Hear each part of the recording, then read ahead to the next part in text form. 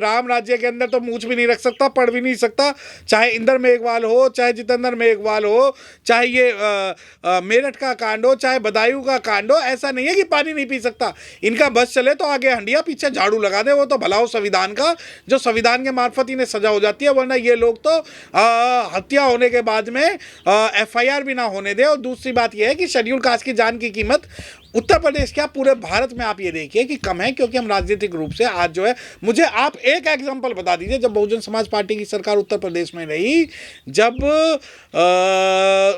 किसी schedule caste पे ऐसा अत्याचार हुआ। देखिए मैं आपको एक बात बताऊं, उत्तर प्रदेश के अंदर अगर आप एक विशेष जाति को कह के ये कहते हैं कि भाई ठाकुर समाज ने उसकी हत्या कर दी, तो शायद मैं इस समर्थन में ना हूं। परंतु मैं आपको एक बात बता दूं कि उत्तर प्रदेश में जितना अत्याचार आज शेड्यूल कास्ट पे हो रहा है, उतना ही अत्याचार ब्राह्मणों पे भी हो रहा है। ब्राह्मणों को भी टारगेट करके मारा जा रहा है और अनुसूचित जाति के लोगों को भी टारगेट करके मारा जा रहा है। और वो मारा सिर्फ इस वजह से जा रहा है कि ठाकुर का कुआं, ठाकुर का नलका, वो बात खत्म हो चुकी है। आज सरकार का कुआं है, सरकार का नलका है, सरकार के अपराधी हैं, सरकार के लोग हैं। और जो सरकार में आज बैठे हुए हैं उत्तर प्रदेश के अंदर, मैं एक बात बताऊं, बदायूं की घटना पे कोई नंदू, कोई चंदू, कोई कांग्रेस, कोई प्रियंका, कोई नहीं आएगी, क्योंकि उन्हें लगता है कि सिर्फ अत्याचार जो होते हैं वहाँ बहुजन समाज पार्टी की सरकार बनने के बाद अत्याचार होते हैं। अब आप ये कहें कि नहीं वो वहाँ अत्याचार बढ़ रहे हैं, वहाँ सिर्फ ऐसा नहीं है कि अत्याचार सिर्फ और सिर्फ अनुसूचित जाति पे बढ़ रहे हैं। वहाँ पर देखिए, अनुसूचित जाति के लोग जब भी उत्तर प्रदेश में कमज़ोर होते हैं, उन पर अत्याचार किया जाता है और बारी बारी से किया जाता है। अगर आज मैं आपको बताऊं, ऐसा कोई भी डाटा नहीं है उत्तर प्रदेश के अंदर जहां किसी विशेष जाति के लोगों ने अनुसूचित जाति के लोगों को मारा हो और उसके समर्थन में सभी दूसरी जातियों के लोग आ गए हो। ना ना ना, हमें ब्राह्मण मारेगा तो भी ठीक है, हमें ठाकुर मारेगा कोई तो भी ठीक है, हमें क्षत्रिय मारेगा तो भी ठीक है, हमें वैश्य मारेगा तो भी ठीक है। ये सभी चीज़ें जो है सरकार की नज़रों में राम राज्य और अमृतकाल लाने के एक वो है प्रयास, जहां मूत्रकाल देखिए दोबारा से पैदा हो गया। एक बार मध्य प्रदेश में जो है मूत्रकाल शुरू हुआ कि भाई शेड्यूल कास्ट के पेशाब किया। अब उत्तर प्रदेश के मेरठ में यही घटना हुई है। तो ये जो है राम राज्य लाने की एक विचारधारा है, और राम राज्य को लाने का जो भी जाति समर्थन करती है वो सभी के सभी मनुवादी हैं, चाहे वो ब्राह्मण हो, क्षत्रिय हो, वैश्य हो या सिर्फ शूद्र भी हो। सर ये ठाकुर का कुआं नहीं था, ये सरकारी हैंडपंप था, यहाँ पानी नहीं पी सकता क्या दलित राम राज्य में? अरे भाई, राम राज्य के अंदर तो मूछ भी नहीं रख सकता, पढ़ भी नहीं सकता, चाहे इंदर मेघवाल हो, चाहे जितेंद्र मेघवाल हो, चाहे ये मेरठ का कांड हो, चाहे बदायूं का कांड हो। ऐसा नहीं है कि पानी नहीं पी सकता।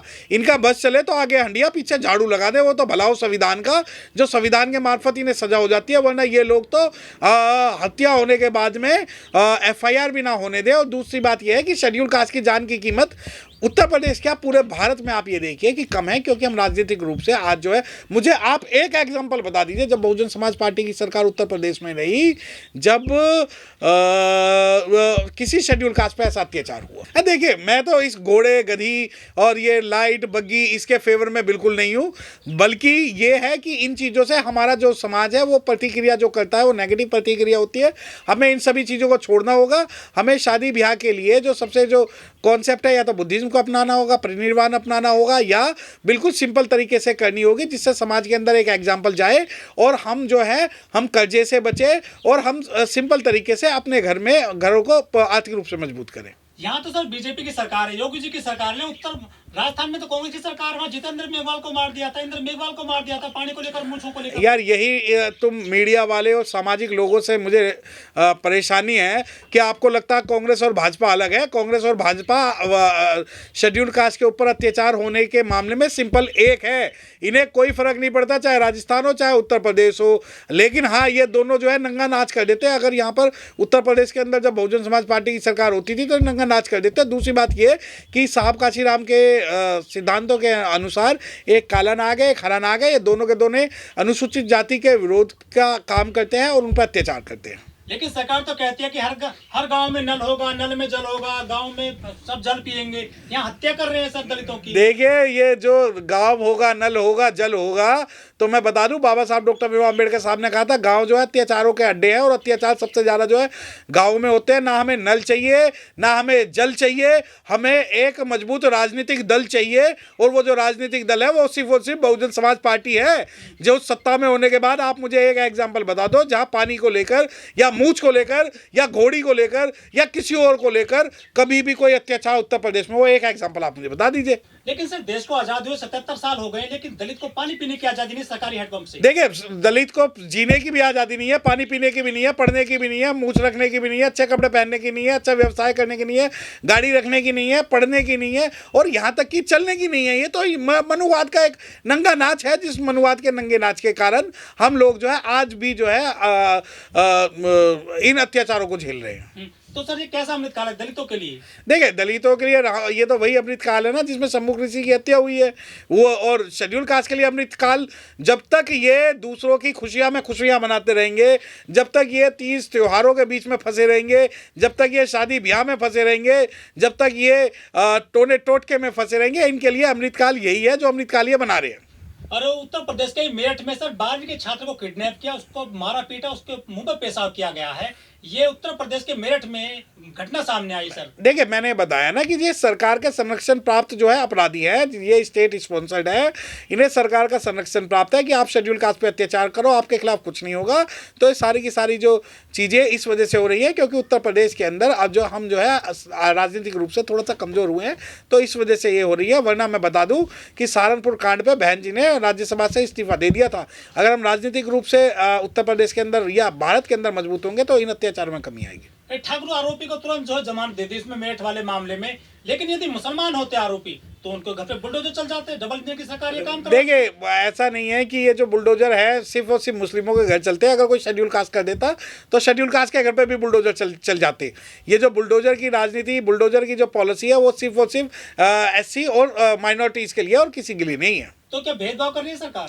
सरकार जातिवाद कर रही है, खुल के कर रही है, और वो खुल के इस वजह से कर रही है क्योंकि इन्हें पता है कि ये जो लोग हैं वो राजनीतिक रूप से थोड़े से कमज़ोर हुए हैं। तो राजनीतिक रूप से कमज़ोर होने का कारण ये है कि सरकार जो है आज सरकार से जो संरक्षण प्राप्त अपराधी है वो अनुसूचित जाति पर खुल के अत्याचार कर रहे हैं। उन्हें पता है किसी को मूत दो, किसी को काट दो, किसी को मार दो, किसी को रोक दो, उन्हें जमानत मिल जाएगी। तो उनके मन में कानून का डर और अपराध का डर बिल्कुल भी नहीं है। फूलन देवी भी सरकारी हैंडपंप पर गई थी, उसके साथ में बदतमीजी की गई थी ठाकुरों के द्वारा। उसके बाद में एक बड़ा ये घटना घट गई थी, 22 लोगों को मारा था और डकैत बन गई थी वो फूलन देवी। देखिए, फूलन देवी की साथ की शहीदों की कब्र पे लगेंगे हर बरस मेले, वतन पे मिटने वालों का यही बाकी निशा होगा।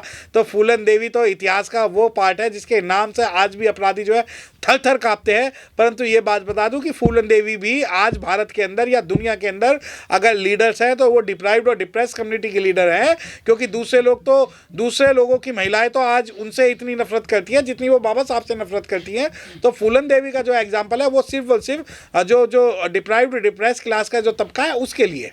लेकिन जो ऐसे हत्यारोपी होते हैं, जो अत्याचारी होते हैं, उनको तो बीजेपी माला पहना देती है। नहीं, बिल्कुल, जो फूलन देवी के हत्यारे हैं उनको जो है माला भी पहनाई जाती है, स्टेज पे भी बुलाया जाता है, उन्हें प्रमोट किया जाता है कि आपने जो है बहुत अच्छा काम किया है।